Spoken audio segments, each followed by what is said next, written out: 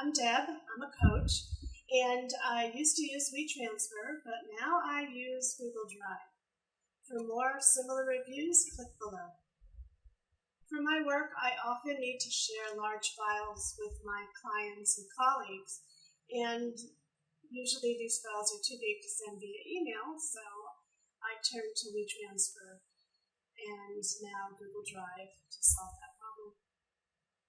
Google Drive is great because not only can I share large files, but it's also a place to store the files so that I know what I have, I know who I'm sharing it with, and I can organize it within a file structure that makes sense for my business. WeTransfer is great because it's free, you don't need an account, you can just send one-off files, and that's really what I used to use it for. And within a week they disappear, you don't have to worry about deleting it.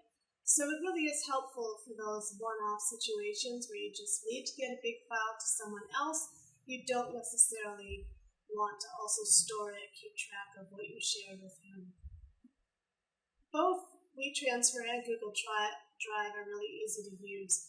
WeTransfer is probably the easiest because you don't need an account, a credit card, you don't need anything. You just kind of you upload your file, put in the email addresses of who you want to share it with, and then it disappears. You don't even have to remember to delete it. You don't have to worry that it's saved somewhere and it's going into some repository of global information out there.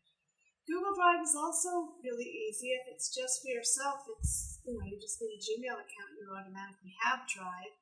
But you do have to learn how to use the share function on the folder, how to share a folder versus sharing a file.